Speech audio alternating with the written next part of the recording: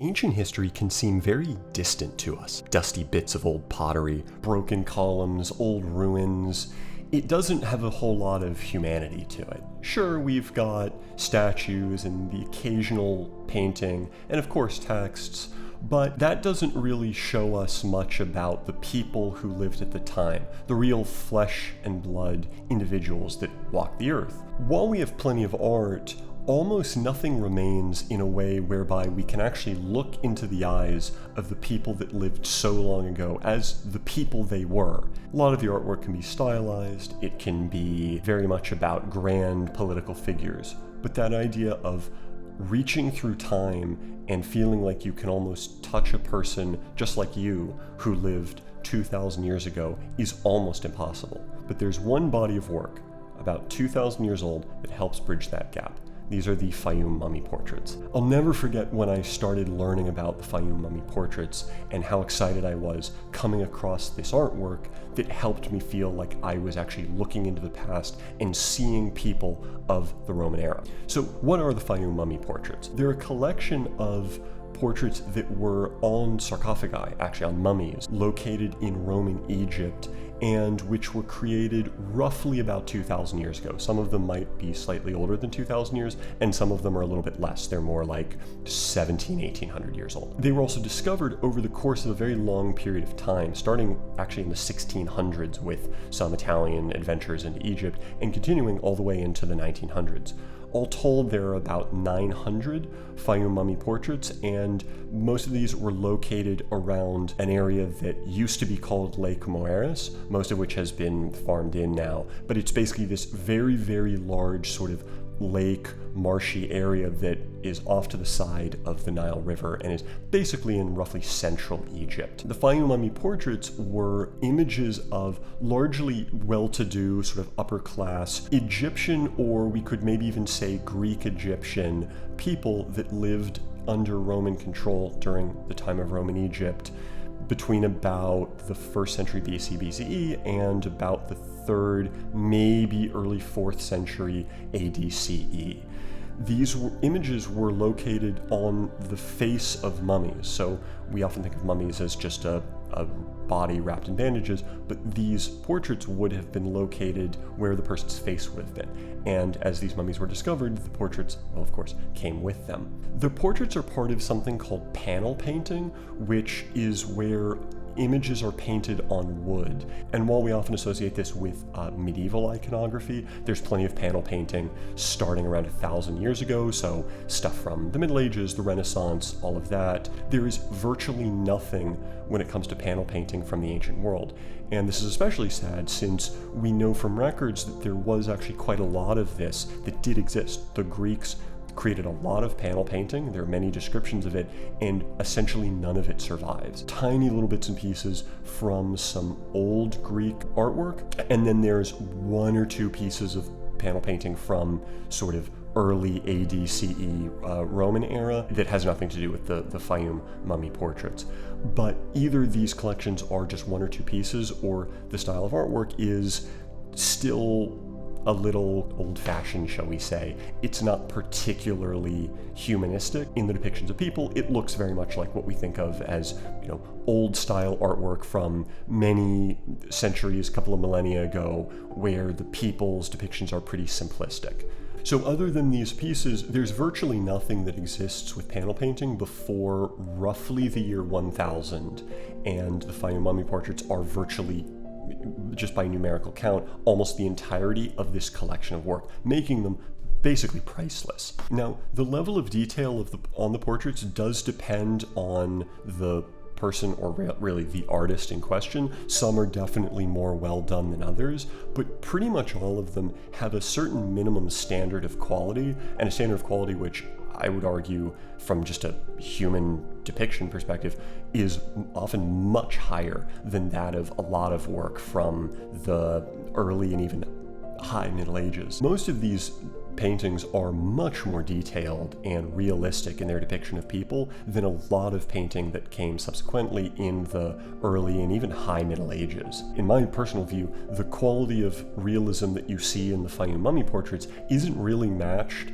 in European portraiture until arguably the Renaissance, sort of late 1400s, early 1500s, kind of depending on where you are in Europe. So why do these paintings matter? Why am I talking about them? To me, the reason why I find the Fayum Mummy Portraits so valuable and so important is because I feel that they truly help close that gap that exists between us and the people in the past. As I opened with, the past, especially the ancient past, can feel extremely dry and distant, and aside from history enthusiasts, history nerds out there, many people don't really care that much because there isn't much life and color to the bits and pieces that remain. And the mummy portraits really do, I think, buck that trend. To me, it's all in the eyes. When you look at these paintings, the people in them look right back at you. They look right back at you. They look right into your eyes. And it is as if you are looking at them as they existed when they were alive about 2,000 years ago. You see that so many of them are just people. And there's a quick distinction I want to make here between these portraits and depictions of people we have in artwork that exists in the past. There are a couple other examples of often Roman wall art that's been discovered in villas where there is a certain naturalism to the people painted on the walls. There are statues, of course, many statues, but with statues, you're often looking at a god, or you're looking at a very important political figure, a person who's more of a hero, a demigod, someone from mythology, someone who stands above the rest of us mere mortals, or maybe even just common people. And so because of that, there's a certain grandeur associated with those depictions, a certain idealized image of the human form in those statues. I find so many of them to be unbelievably beautiful and wonderful depictions of the culture of the Greco-Roman society. While you have that, and you also have other depictions of people, other paintings that have made it back, or work on pottery, a lot of the work that the Greeks did in the sort of the late Archaic period or the kind of the classical period. These paintings, again, they're clearly depicting people, and it's interesting seeing humans doing things in their lives, but still the people in these depictions on pots and the bits of wall paintings that we have are still painted in a way where they're more like figures or characters in sort of a story. There's still that feeling of we're looking at depictions of people from a long time ago, but because they aren't photorealistic and because they don't have just all of the subtle expressions in a person's face that help give that texture and that depth of feeling, they still come across the same way we might think of as depictions of people in panels of a comic book or something. We're not as closely invested in who are they and what were they doing. They're more depictions of humans. The Fayum Mummy Portraits are depictions of real individual people that were not demigods. They were not famous generals or politicians or depictions of a god. They are depictions of regular people of whom many names we've lost. Some of them we still have their names, but in other cases it's just a snapshot of who this person was. And it's so rare to come across that in artwork in the past. It is unbelievably rare. When I look at these people, I'm reminded of the fact that they were just like us. Now, they might have had vastly different morals, and that's a whole other topic we could talk about. But in terms of the fact that they weren't just biologically us, they were emotionally us, and we can see that in their expressions because the portraits have different expressions. The difference of realism, and especially portrait realism, stands in stark contrast to either what I see as often simplistic or aggrandized depictions of people in the past, whether it's wall art, frescoes, or statues, which doesn't create as much connection to those people of the past. You're looking at a 15-foot tall marble statue, or you're looking at a simple painting of people in a simple form doing some sort of daily life task or fighting in a battle or whatnot. that doesn't bring it home the same way that looking into the eyes of someone from 2,000 years ago does. There are many of these portraits that I really love, but I just want to highlight a few, 4 to be specific, 3 women and 1 man. Each of these portraits captures a very specific aspect of human emotion. This first portrait, looking at this woman and looking into her eyes, I really can't help but feel a sense of how perhaps tired or worn out by life she is.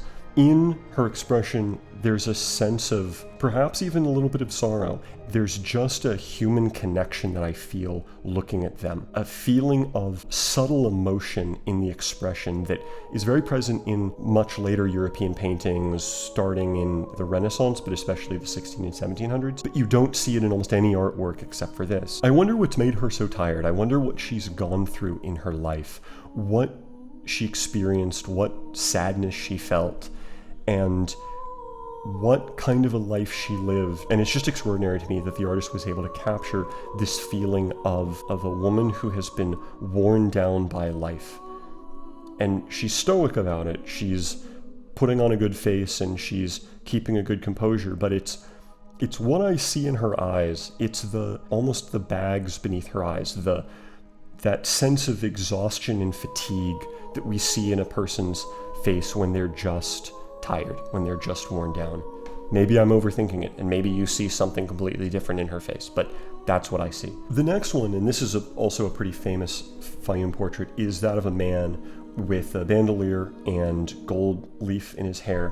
And I really like this one because the expression that the man has is that of a very composed, stoic individual, almost perhaps like a soldier. One account is that the belt or the bandolier that you see across his shoulder is likely a sword belt. Now, not just soldiers carried swords, plenty of people had swords back then, but every chance the man is a soldier. And he has that sense of determined, focused, steely resolve and discipline. That's what I see in his eyes. I see a man who's very composed, sort of assured of himself, and very focused, but at the same time, not filled with anger, but rather a sense of perhaps calm. And maybe you could just say, okay, well, it's just a guy and he's sitting there and he's giving you sort of a blank expression. But if you look at so many of these other portraits, you see so much of the subtlety in the artwork. This next portrait I really love. It's of a young woman, also with gold leaf in her hair. Not only do I think she's extraordinarily beautiful, but there's a certain almost calm assuredness. I think of it as almost like a virtuousness that I see in her eyes, in her being. And for those of you thinking, okay, maybe it's a young man, no, we know from the mummy that this is indeed a woman.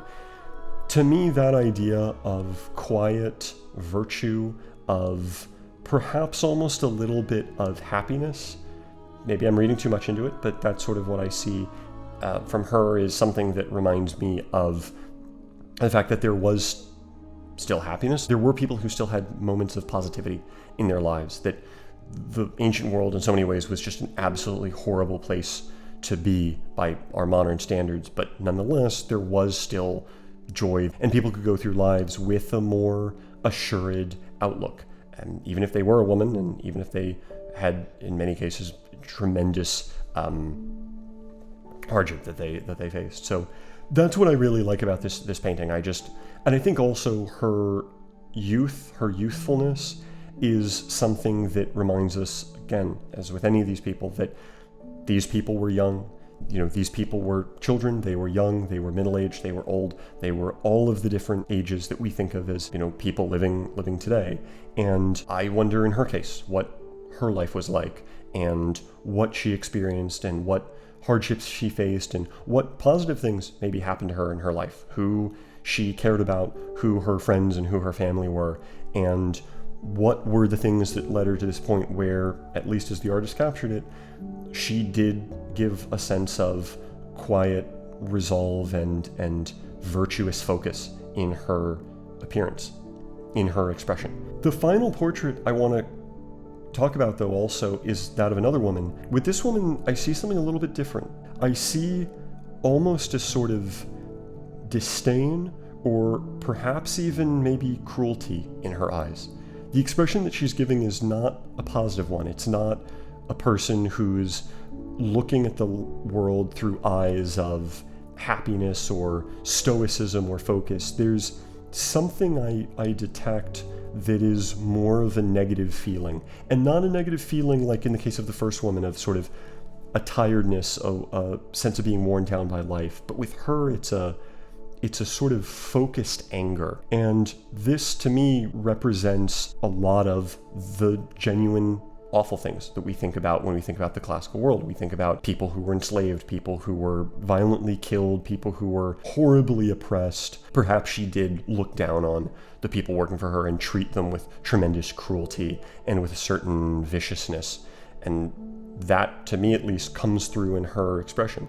I don't know. I don't know what her life was like and what she went through and how she ended up becoming the person that she was in this portrait, where that feeling of perhaps a cruel anger came through in her eyes. Perhaps she was a very cruel person and did horrible things to other people. Perhaps it was just she was having a bad day, or she was kind of annoyed about something, and now that's the expression that came across in the painting. We won't know.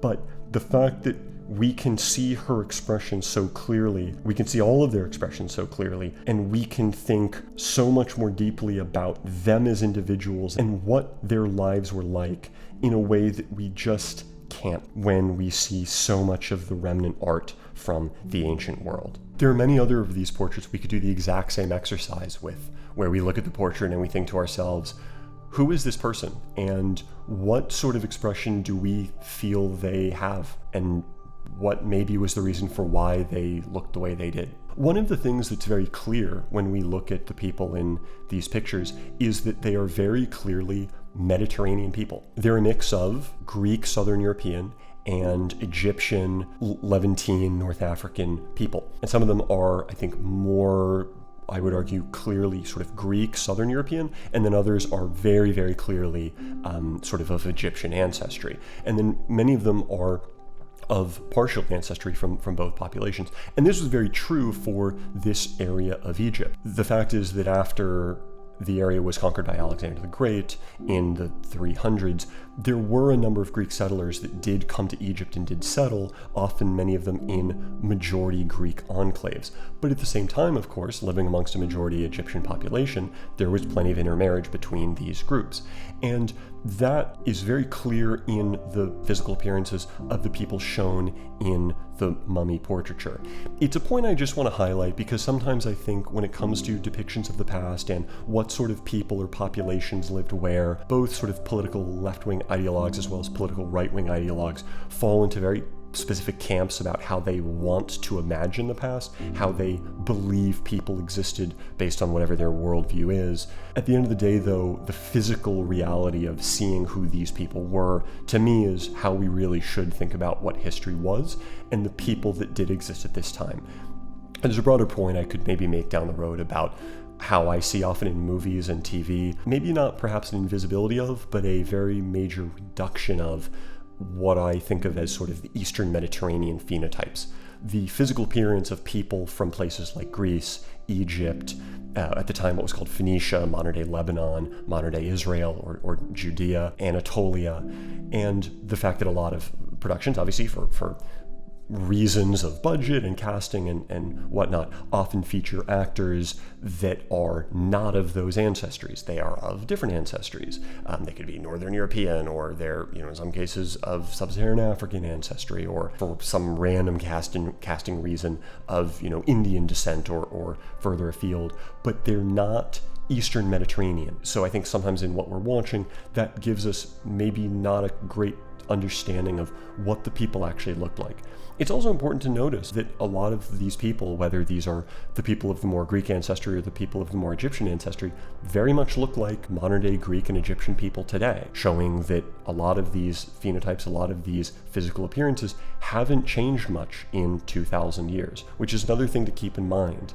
Again, something I find a little irksome when people bring up the, well, we don't know what these people looked like argument, whether they're in team left or team right. No, we do actually know what these people look like. We have their funerary portraits, and they look, well, like Eastern Mediterranean people, as they're living there today. The other thing too about mummies, I think, that's important to remember is that mummies are just the physical remains of people that were once alive. There's, I think, a certain stereotype of mummies being associated with spookiness and mummies' curses and spells and monsters and all of these things. And while certainly some of that's good for entertainment, I'm a lifelong diehard fan of 1999, The Mummy, fantastic film in my opinion. Mummies, in my view, are really interesting because they are, again, the remnants of people that were alive.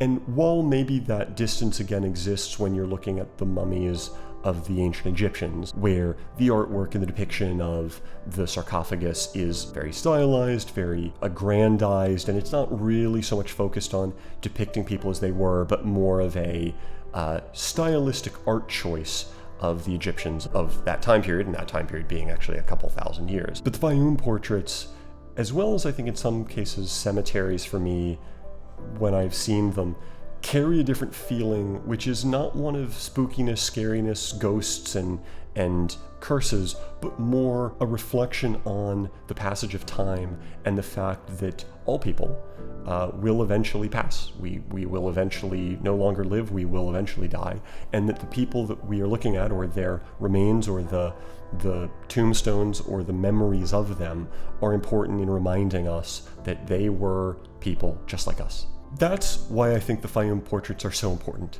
They remind us of the fact that universal human emotions, universal human sorrow, loss, happiness, joy, anger, suffering are eternal. They haven't gone away. They've been with us the whole time that we've had advanced societies, or really any societies.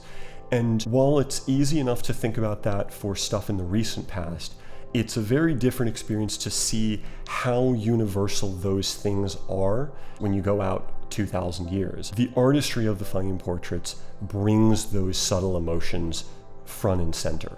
They aren't just paintings of people in the past, they are paintings of individual people who were feeling things at the time that they had their portraits painted, and we can see that when we look into their eyes. The other thing that makes me so sad about the Fayum portraits is it reminds me of what we've lost. How many other portraits of how many other people could we have seen, and how would that have helped us understand what the ancient world really was like? It would have helped bridge that gap to so much more of the culture that existed. The descriptions of Greek panel paintings, for example, of really exceptional pieces of art that at the time the Greeks commented on were true masterpieces, bright, stylistic, and colorful. Those are all gone. We don't know what they really looked like. We have really brief references in text, but we will never be able to look upon them and see them for the masterworks that they were. And that is true for so much other art from the ancient world: Greek, Roman, Canaanite, Persian, Egyptian, Carthaginian, Indian. Really incredible works of art that we've lost forever. We've lost them forever. We will never see what they looked like. If we could look upon these, it would give us such a richer understanding of the people that lived in these cultures so far back in the past. I really think it would help humanize so many of these people to so many people in the modern day, and help us maybe have a much better appreciation and understanding for history. So with that, we have to make do with the little slivers that remain. These are glimpses into a past that was so much richer than what we really think the classical world was, just from the bits and pieces available to us. It's for all of these reasons that I really want to highlight the Fayum Mummy Portraits. You can look at them and they will look right back at you. Remember them and cherish your life, even the smallest things, for just as they passed, so will we.